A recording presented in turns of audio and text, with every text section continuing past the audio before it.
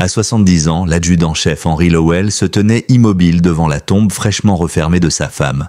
Son regard était figé, le souffle discret, comme si toute sa vie venait de s'arrêter à cet endroit précis, au milieu du carré militaire du cimetière de Montrose Hills. Les mains ridées tremblaient légèrement, non pas de froid, mais de cette fatigue invisible que seuls les deuils profonds peuvent te provoquer. Il était là depuis plus d'une heure, murmurant à celle qu'il avait aimée pendant plus de 4 décennies. 33 ans de mariage, et aujourd'hui, il devait lui dire adieu. Un léger brouillard d'automne flottait entre les pierres tombales, accroché comme un voile silencieux aux stèles blanches alignées. Autour de lui, les chênes centenaires dressaient leurs branches nues vers le ciel gris, comme s'ils pleuraient eux aussi. Henry portait son unique costume bleu marine, celui qu'il avait revêtu le jour où il avait reçu la médaille du mérite 27 ans plus tôt. Le tissu pendait un peu plus lâchement aujourd'hui sur son corps aminci par le temps. Mais même ainsi, son port était resté droit, militaire. Épaules en arrière, menton levé, regard clair. Une discrète épinglette en forme de drapeau américain ornait encore sa veste. À peine visible, mais lourde de sens. La tombe était simple. Une pierre sobre, sans fioriture. On y lisait « Madeleine Lowell, épouse, mère, lumière de nos vies ». Tout autour, quelques pétales de roses, abandonnés par le vent, souvenirs du service funèbre tenu plus tôt dans la matinée. Henry parlait à voix basse, partageant avec elle ces souvenirs que personne d'autre ne pourrait comprendre. Des mots pour elle seule, des confidences tissées dans une intimité que la mort elle-même n'avait pas pu briser. Henry s'était engagé dans l'armée en 1973, à peine sorti du lycée. 12 ans de service sans jamais reculer, jusqu'à ce qu'une blessure sérieuse le force à quitter les rangs. Il avait connu 2 conflits différents, des terrains brûlants, des nuits sans sommeil et des décisions qui changent des vies. On le respectait pour son calme, sa droiture, sa loyauté inébranlable. Son mérite lui avait valu une médaille reçue après avoir traîné 3 camarades blessés hors d'une embuscade. Il n'avait jamais considéré cela comme un exploit. Pour lui, c'était simplement ce qu'un soldat devait faire. Après l'armée, Henry s'était reconstruit une vie dans la ville de Park Ridge. 30 ans à travailler dans le bâtiment, posant des briques et des fondations comme on bâtit une promesse. Il s'était marié en 1982 à Madeleine, une institutrice douce mais déterminée. Ensemble, ils avaient élevé 2 enfants, aujourd'hui partis vivre leur vie à l'autre bout du pays. Mais Madeleine, elle, était restée son pilier, son guide, celle qui comprenait ses silences, qui l'aidait à apprivoiser les cauchemars du passé. Lorsqu'elle tomba malade, il ne recula pas. 3 années à l'accompagner, la conduire au traitement, l'aider à marcher, la soutenir sans jamais se plaindre, même quand les factures non médicales engloutissaient leurs économies. Le mardi précédent, Madeleine s'était éteinte dans son sommeil, et Henry avait senti une moitié de lui-même s'effondrer. Se tenir ici, devant sa sépulture, n'était pas qu'un acte de douleur, c'était une forme de mission. Il accomplissait son devoir. Dans l'armée, on ne laisse jamais un camarade derrière.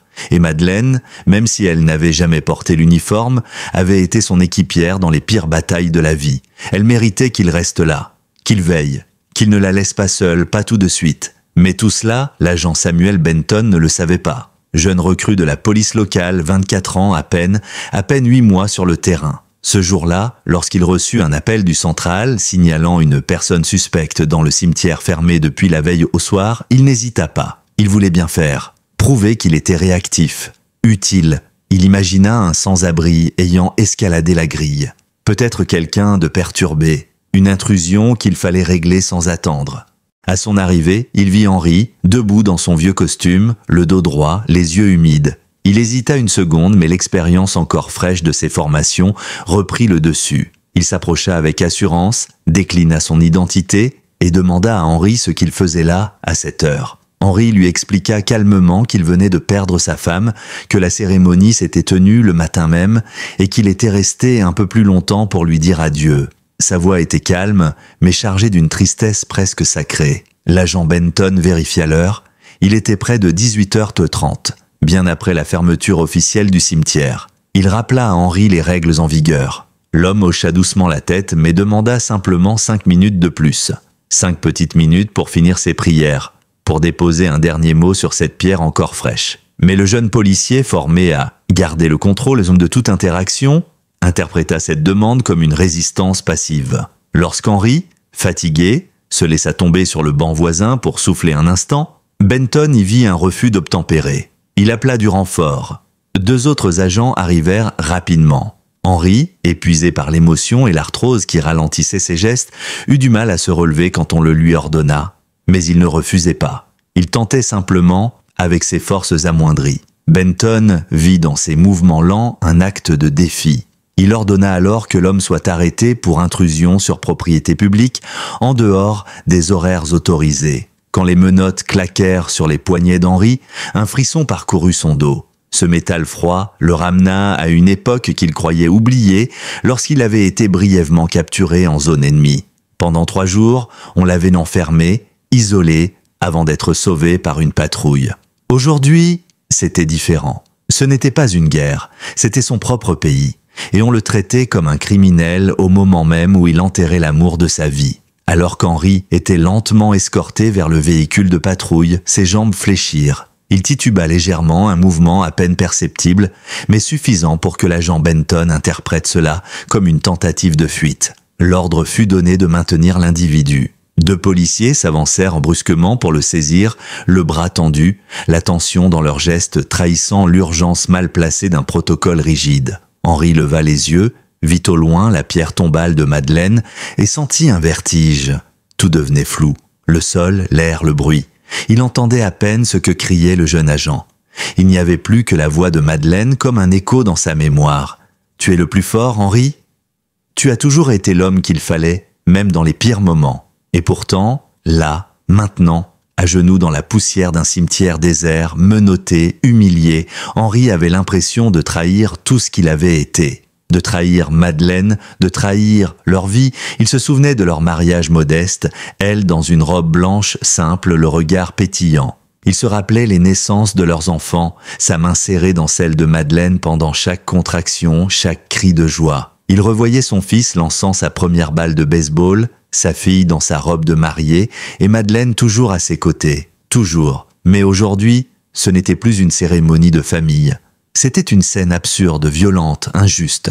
Un vieil homme à bout de souffle, confondu avec un intrus, ignoré dans sa détresse. L'agent Benton, en perte de contrôle devant la présence croissante de curieux, prit une décision irréversible. Il sortit son taser, jugeant qu'Henri devenait agité. Il ne vit pas la douleur dans ses yeux. Il ne vit pas la détresse. Il ne vit qu'un obstacle à son autorité naissante.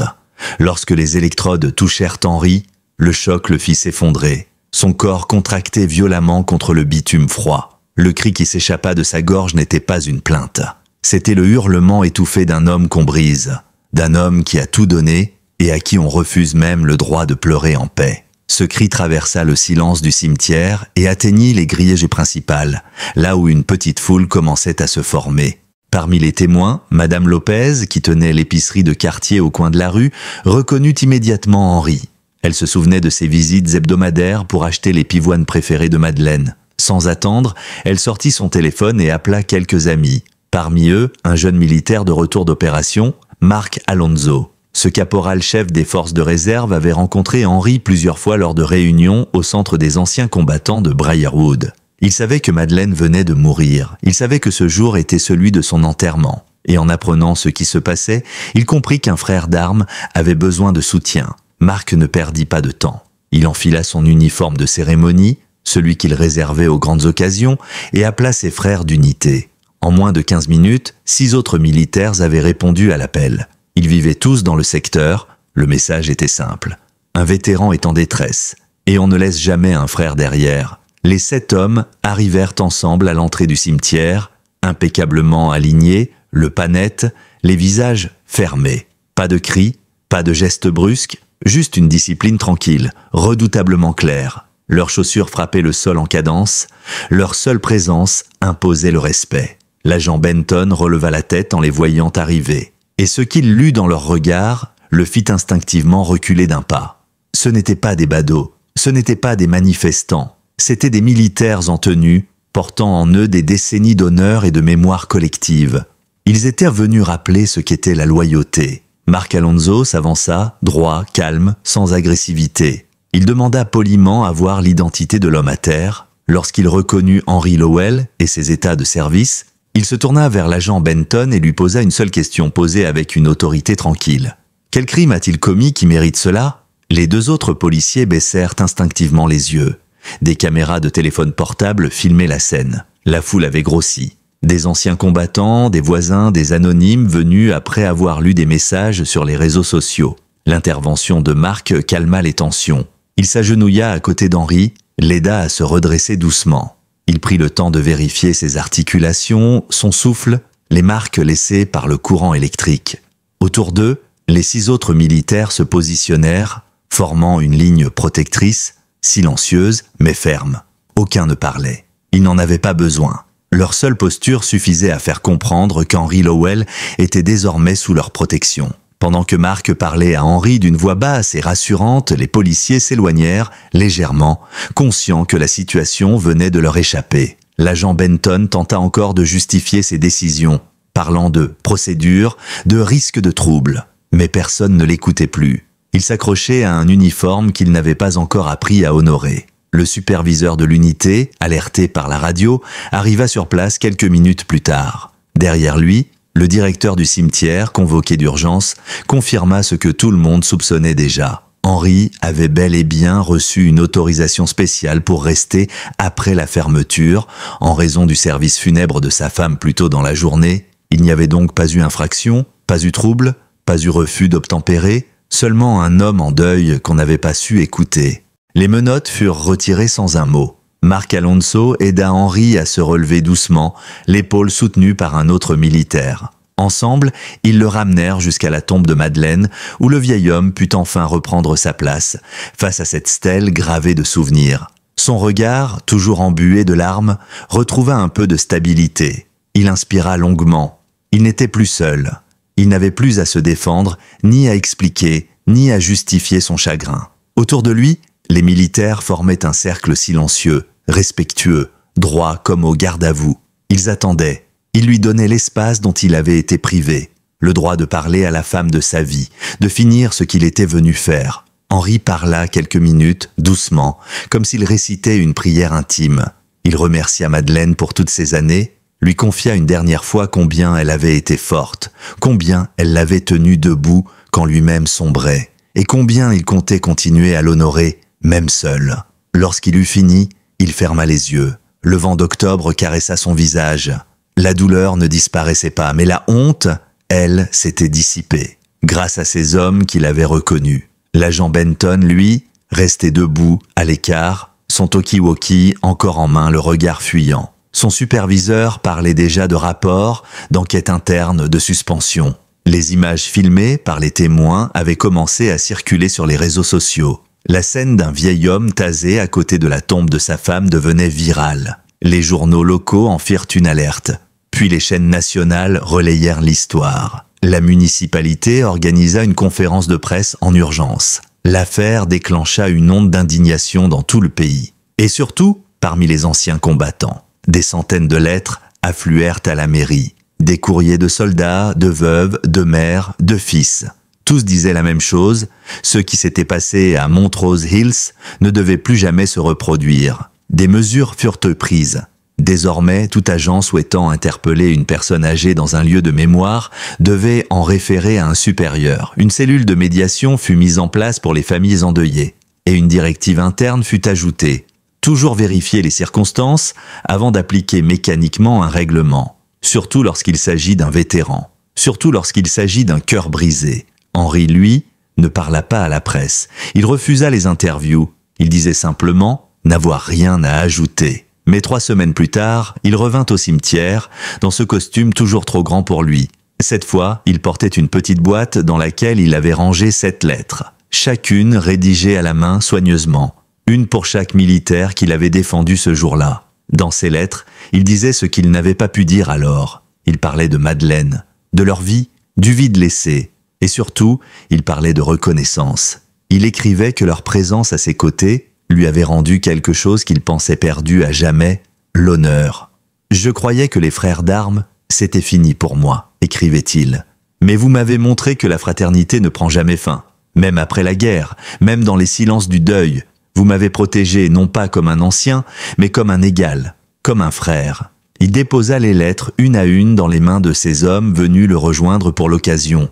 Et chacun d'eux répondit de la même manière, par une accolade, par un regard ferme, par un simple « nous étions là, et nous le serons encore ». Ce jour-là, le cimetière de Montrose Hills devint plus qu'un lieu de mémoire. Il devint un symbole, celui de ce que signifie réellement servir, celui de ce que veut dire rester fidèle aux principes qui font d'un homme un soldat même longtemps après avoir quitté l'uniforme. Henry ne retrouva jamais totalement la paix, mais il retrouva une forme de justice, et surtout une certitude. Dans ce pays, il existe encore des hommes capables de défendre l'honneur, même lorsque tout le monde l'oublie.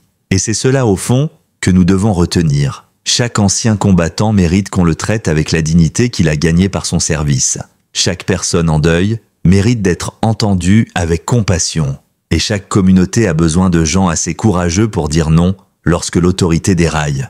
Qu'ils portent un uniforme ou qu'ils marchent simplement la tête haute. C'est cette Amérique-là qui vaut la peine d'être défendue. Celle que l'on construit ensemble, pas à pas. Celle à laquelle Henry Lowell, jusqu'à son dernier souffle, continua de croire.